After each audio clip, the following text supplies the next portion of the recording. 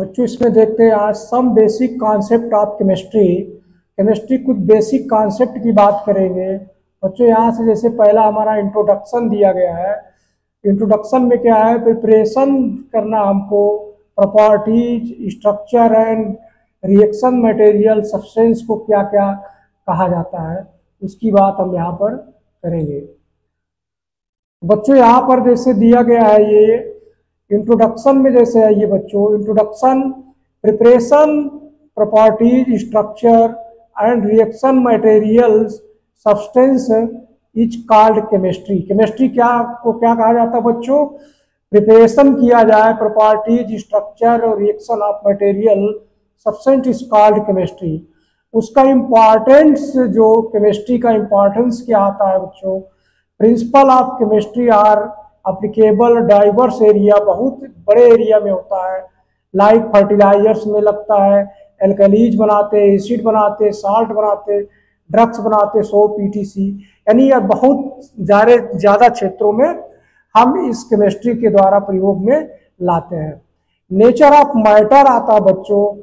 Nature of matter क्या है? Matter is anything that occupied space, जो स्थान ग्रहण करता है, हैज मास, और उसके पास क्या रहता है? मास रहता है। तो इस हम मैटर को कहेंगे 3 फिजिकल स्टेट होता है।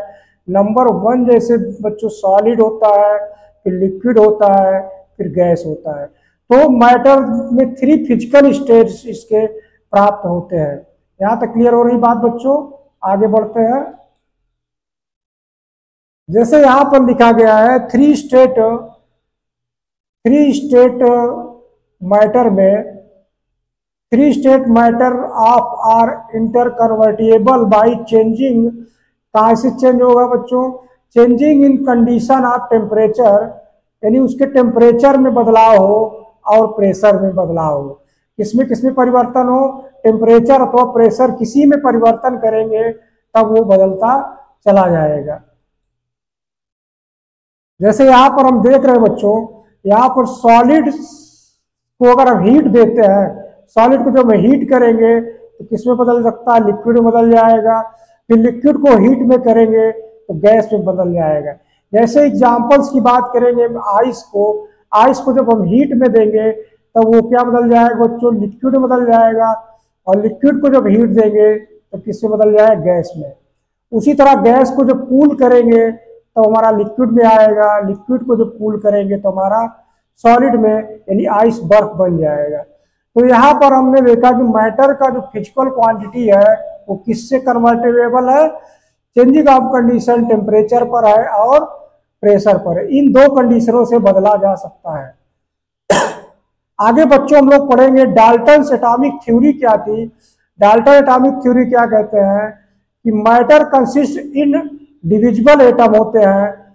और क्या कहा इन्होंने? All atom and given elements has identical होते हैं प्रॉपर्टीज इंक्लूडिंग आइडेंटिकल मास, यानी जो रहेंगे वो सेम आइडेंटिकल मास रहेगा, आइडेंटिकल प्रॉपर्टी रहेंगे, तभी वो आइटम हमको एक एलिमेंट देगा। तब हमको क्या देगा बच्चों? एक एलिमेंट देगा। फिर उन्होंने क्या कहा? Compound are formed when atom different element, compound जो दूसरे एलिमेंट देंगे combine in a fix ratio, एक निश्चित अनुपात में केमिकल रिएक्शन इन्वॉल्व होता है। Reorganization of atoms, these are neither create nor destroyed, ना तो इसको हम नष्ट कर सकते हैं और ना ही हम इसको उत्पन्न कर सकते हैं। दोनों कंडीशन को इन्होंने डाल्टन्स थ्योरी ने बताया हमको बच्चों। इतनी बात क्लियर हो रही बच्चों? फिर आगे बढ़ते हैं। अब आते हैं बच्चों एटॉमिक मास की बात करते हैं। एटॉमिक मास क्या होता है? The atomic mass of an element is average relative mass of its atom on scale in which an atom carbon 12 has mass of exactly 12 U कहा जाता है। एक U का मान होता है 1.6056 इंटू 10 टू पावर -12। कितना होता है बच्चों? -12 ग्राम होता है। तो 1 एटॉमिक मास यूनिट डिफाइन जो किया जाता है exactly equal 1/12 of the mass of 1 carbon 12 atom का। किसकी बात होती है बच्चों? 12 कार्बन की बात होती है। 12 कार्बन का जो दिया है उसका 12 भाग के बराबर होगा। तो यहाँ पर जैसे हमने लिखा है atomic mass equal to average mass of an atom upon पूरे का हो जाएगा बच्चों 1/12 mass of an atom of carbon 12।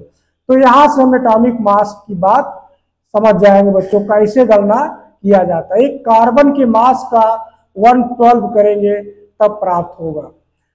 और दूसरा क्या इसका सूत्र बच्चों मिलता है, एटॉमिक मास इक्वल टू प्राप्त होता है इक्वलेंट मास गुणे वैलेंसी। अगर इसको हम गुणा कर दे तब भी हमारा एटॉमिक मास निकल आता है। दूसरा क्या है एटॉमिक मास का, मोलिकुलर मास अपान एटोमिसिटी को अगर हम दोनों को भाग कर दे तब भी हमारा जो है एटॉमिक मास निकल आता है। और तीसरा क्या है एटॉमिक मास निकालने का, 6.4 अपान उसकी स्पेसिफिक हीट से अगर हम गुणा कर दें कैलोरी में जो दिया रहता है तब भी उसका एटॉमिक मास निकल आएगा बच्चों। यहाँ पर हमने 3 चीज देखा एटॉमिक मास निकालने का। मोल कॉन्सेप्ट देखिए बच्चों, mole concept, there are atom in exactly 12 gram carbon, 12 gram carbon that is कितना होता है 6.23 into 10⁻³ atom per mole. The masses 1 mole of substance in gram is called molar mass. यानी जो substance ग्राम में रहता है उसको मोलर मास कहते हैं।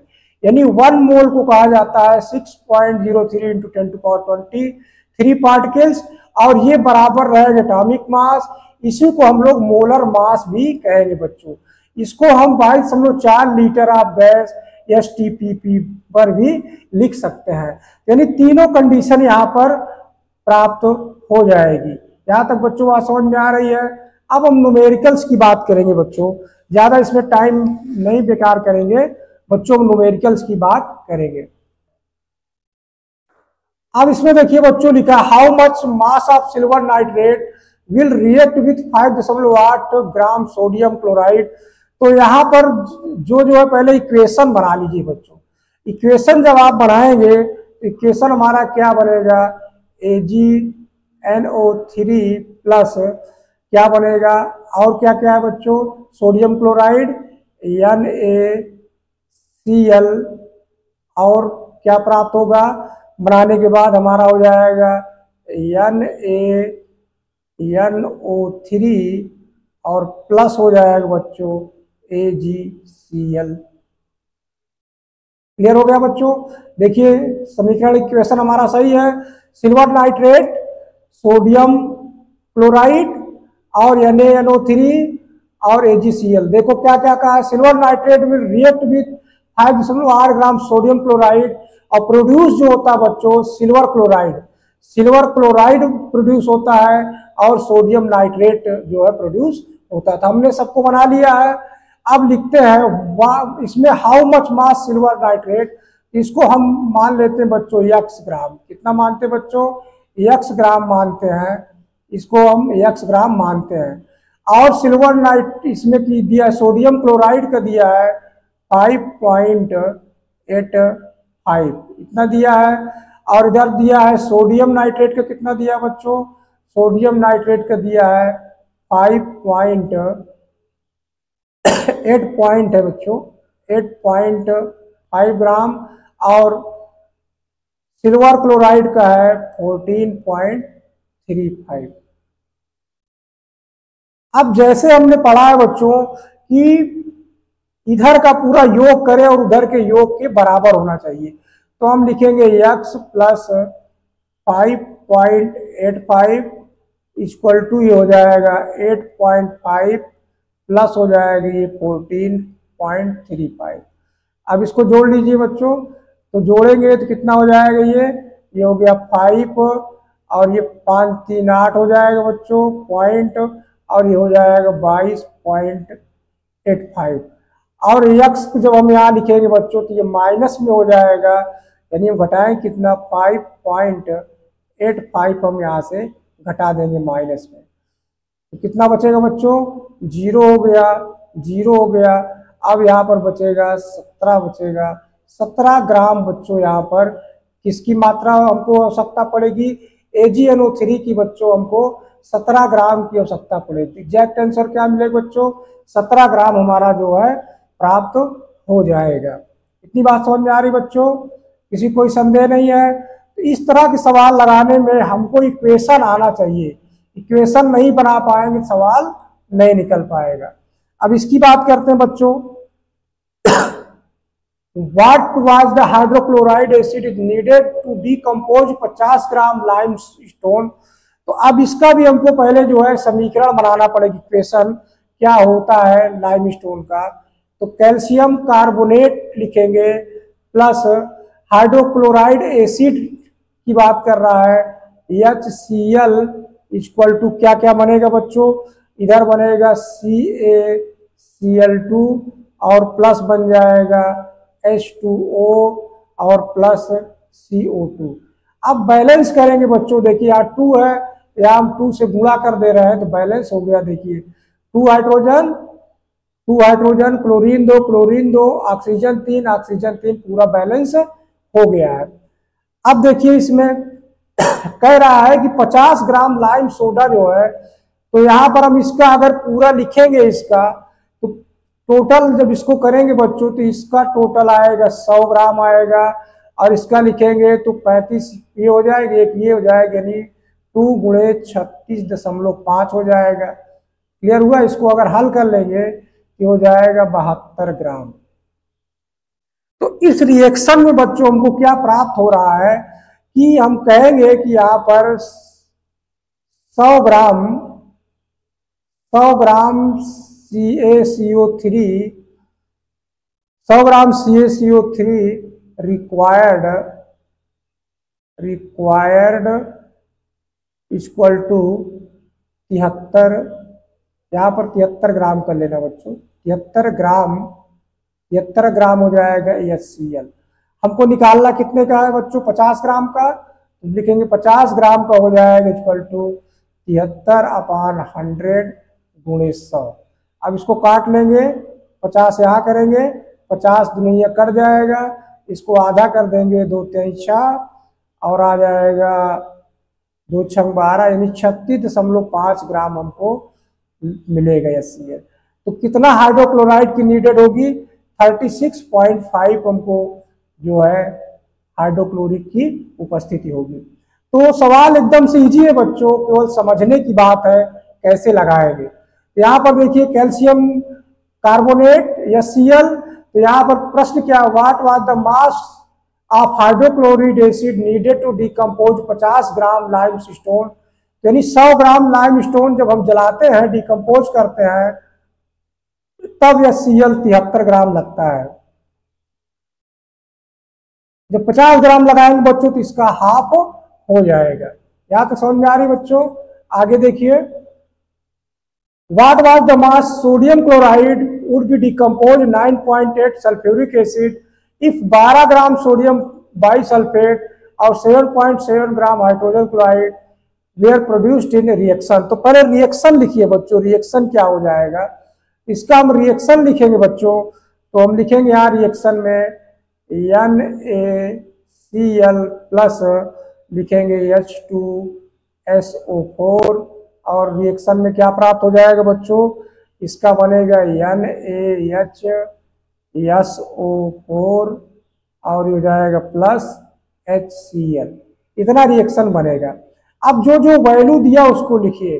What was the mass of sodium chloride, तो सोडियम क्लोराइड को X मान लीजिए बच्चों, और क्या क्या दिया है, सल्फ्यूरिक अम्ल का दिया है 9.8 दिया है, और इधर देखिए कितना दिया, सोडियम बाइसल्फेट का दिया है 12 ग्राम दिया है, और ये Cl का कितना दिया है 2.75 दिया है।